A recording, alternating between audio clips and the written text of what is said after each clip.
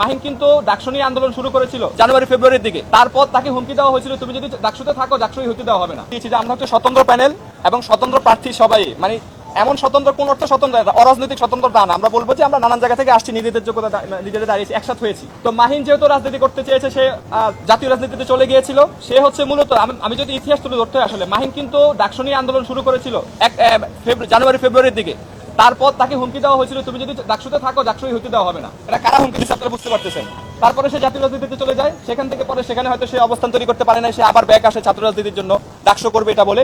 কিন্তু আসার পরে শুরু থেকে তার উপর ব্যাপকভাবে চাপ সৃষ্টি করা হচ্ছিল। আমাকেও বলছিল, ওর মাহিনের যে স্ত্রী, তার সাথে আমাদের কথা হচ্ছিল, সে খুব বলছিল যে সে খুবই ডিপ্রেসড অবস্থায় আছে। মাহিন যে এতদিন আমাদের সাথে ছিল আসলে স্বাভাবিক অবস্থায় ছিল না। এবং একটা ব্যক্তির সমস্যা থাকতে পারে, মাহিনের নিজস্ব ব্যক্তিগত সমস্যা থাকতে পারে, দুর্বলতা থাকতে পারে, সেটা তার, সেটার বিচার করবে হচ্ছে আমাদের শিক্ষার্থীরা, তাকে ভোট দিবে না।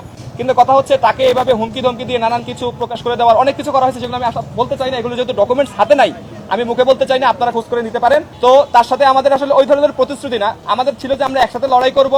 যদি কোনো জায়গায় আমাদের কেউ যদি কোনো সমস্যা হতে পারে, কারো কারো ব্যক্তিগত সমস্যা হতে পারে, ভাই ব্যক্তিগত সমস্যা থেকে কেউ চলে যেতে পারে।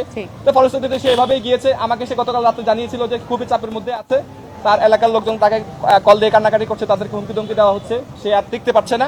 আমি বললাম তারপর আপনি ভেবে দেখেন, অল্প আর সময় 2-3 দিন, শেষ মুহূর্তে ছেড়ে দেন না, যদি যান আপনার ভিতরে রাজনীতি শেষ। হয়তো সে চাপটা নিতে পারেনি, সেই জন্য চলে গিয়েছে। আমরা বলবো যে সেটা সে ভুল করেছে, আমরা আমাদের একটুটুকুই বলতে পারি।